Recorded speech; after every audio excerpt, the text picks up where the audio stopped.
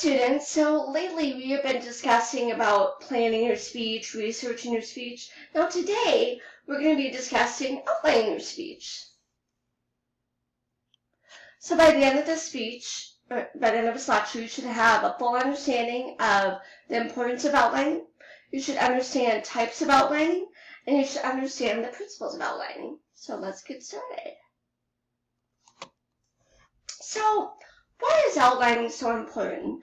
Well, first of all, it allows the speaker to make decisions about main points and information that will support each main point. It allows you to kind of think and organize your main points on what you want to say. And then it also allows you to kind of look at each main point and look at your research and say, well, what's going to go with what? So it allows you to kind of do some deep thinking of like, what do I want to say in my speech? What is my message? What is my argument? And it allows you to put those ideas together. It also helps speaker form a clear thesis statement and eliminate any information that doesn't support thesis and main points.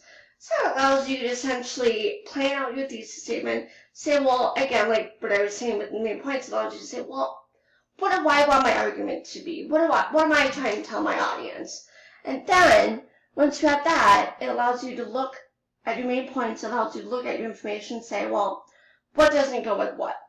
So like even in a script, sometimes you'll just write and start writing everything, but not everything's necessary. That's why an outline helps you to organize it and see what goes with what and what doesn't. It also helps speakers stay focused during speech and lays out the foundation for the speech, which can help ensure that the message is clear. So when you outline, when you organize each of your main points and what you will say in your speech, it helps you to stay more focused and helps you to be more prepared and more organized as well. Okay, so outlines let you test logical relation of parts, organize a speech, and seeing how points relate. So here are some ways that you can organize your outline. You can organize it by chronological, so main point 1 might be the 90s, main point 2 might be the 2000s, main point 3 might be the 2010. So it's just organizing it according to kind of a timeline, according to dates. Cause and effect is another way that you can organize your outline. You can, first main point would be your cause, main point 2 would be your effect, and main point 3 would be your solutions. And another one that I actually didn't mention here is problem, cause, solution. So what that would be is you state your problem first, you would state the cause next, and then you would go on to your solution. And also biographical is another way that you can organize your outline. So that's like telling a story about somebody, like maybe you're doing Isaac Newton. You start out by talking about his early life, and you talk about his, teens, and then you talk about his adult life. That could be an example of autobiographical, just organizing it, maybe according to the time frame, maybe according to, their experiences and their educational level, whatever it may be. And then testing relevance and supporting ideas. So I think it's kind of like we discussed in our previous slide. So basically outlines that you test information that is relevant to support main points. It allows you to test, well, what information is supporting each main point here? What is going to go with each main point? And then testing balance, proportion of speech. Testing to see if each main point is equally important and has the same number of supporting points. Your main points should be equal across the board. You should spend enough time on them, equal amount of time on them, and you should also have equal points on them. Like if one main point has 2 or 3 subpoints, the other one should have 2 or 3 subpoints. It shouldn't be like 6 subpoints on main point 1 and 2 on main point 2. It shouldn't be that way. It should be balanced, and that's what an outline does. It allows you to balance and organize your speech so that time is equally spent on each point. Alright, and another thing outlines do is they test the scope of the content. Compares each main point to the thesis statement. So essentially what you're doing is you're taking your thesis statement and you're looking at the content and comparing and contrasting to see what goes and what doesn't, and what supports your thesis statement and what doesn't. Outlining makes it easy to test content, and speakers can visually look at their content and they compare it to thesis, which is what I was just saying, comparing, seeing what goes and what doesn't. So outlines can also serve as notes during speech. So what you can do is during your speech, or before your speech, you write a note card that is on a 4x6 note card to kind of help with effective delivery. Cards should include your introduction. I would not recommend writing a whole introduction. I would just recommend writing what you know you might forget, like your attention getter, your preview of your main points, which I would probably recommend writing, or your thesis statement, which might be another good idea. Then should you include your conclusion, and again, I don't think it should include every single thing, maybe just what you're going to say, like in conclusion, this of this, and then maybe your ending statement, but that should be all. And then main points along with any key phrases that will help you remember the information in your speech. So should contain each of your main points, but it should not include all of your main points and not all of your speech, just certain phrases that you know will help you remember the content. And I know your textbook recommends using 5 note cards. I in no way agree with that and believe that. I recommend that you only use 1 in your speech. No more than 1. Using 5 is just another way to lack preparation. It's another way to not look at your audience. 1 is all you will need for your speech. And you guys, this is a class about public speaking, getting better at public speaking. 5 note cards isn't going to roll with me. So please use just 1 note card, and it will help you become a better speaker, trust me. Not asking you memorize it, just asking that you prepare 1 note card that's just going to help you remember what you can, but it should not include everything on your speech. 5 note cards to me, it's like, okay. So let's now look at the different types of outlining. The first is a working outline, so it's just basically kind of laying out the overall structure of your speech, just laying out what your introduction, main points. So your working outline should include your purpose. So like if your purpose is to inform, you'd write at the top of your speech to inform. Then your introduction would just include your attention getter, your thesis, and then your preview of your main points, inclusion, and references.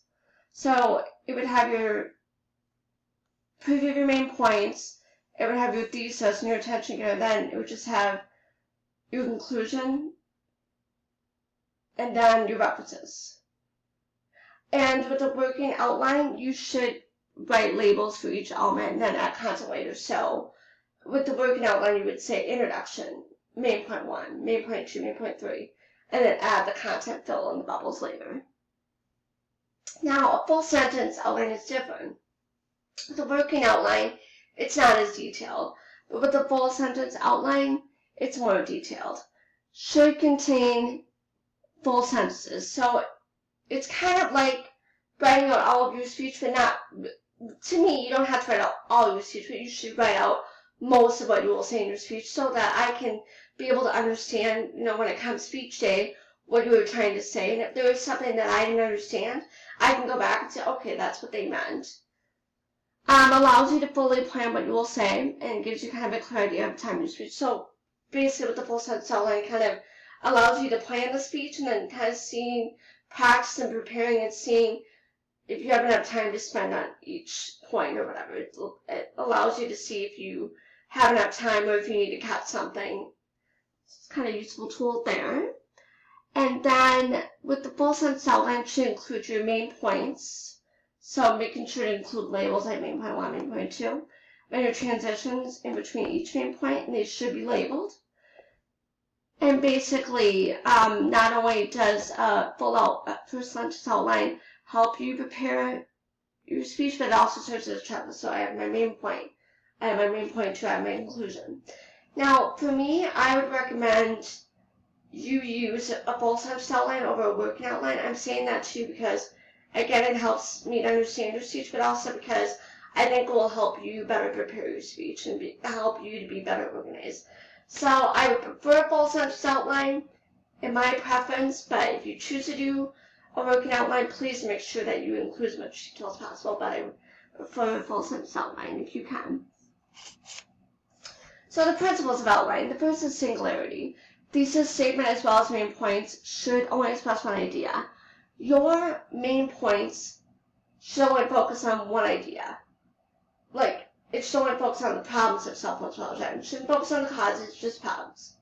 Same with your thesis. What's one central argument you want your audience to take away? One thing. Not several, just one little argument. What do you want to tell your audience? Just one thing. Not several, just one thing. Consistency, maintaining consistency throughout the speech, such as the language. If you're going to start with simple language at the beginning, you have to keep continuing throughout your speech. It should follow the same language pattern. Adequacy, making sure audience will understand your speech. What is obvious to you should be obvious for the audience. What makes sense to you should make sense to the audience. Information that they can understand, you should be able to understand as well. And that includes using concrete language to define terms. Like I was discussing in previous PowerPoints, your audience might not understand complex terms. Don't expect them to understand everything. That's why you need to find that term and discuss the elements of that term to really make sure your audience understands it. Because if they don't understand it, they're not going to be able to understand your speech. So that's why it's important. Use reliable and credible sources to support your main points. I cannot stress it enough. You must include sources not only within your outline, but you must include them within your speech. Doing so makes you more credible, it makes you more reliable, and helps to ensure me as the instructor that you actually are building your arguments and you're actually showing your credibility. Without the citing sources in your speech, that will help make you less credible. So you must not only use reliable and credible sources within your outline, but you also must state them within your speech as well, verbally. Uniformity, giving equal amount of time to each of your main points. Each of your main points should be balanced and your main points should have the same amount of time to reach them. You shouldn't be spending 5 minutes on main point 1 and 1 minute on main point 2. Not going to roll. You have to be as detailed as possible on each of your main points. And parallelism, main points follow the same structure. If main point 1 follows a certain structure, then main point 2's got to follow that same structure. It has to be organized and has to follow the consistency again. So, that is all for this lecture, and I hope you all have an amazing day, and I can't wait to talk with you again.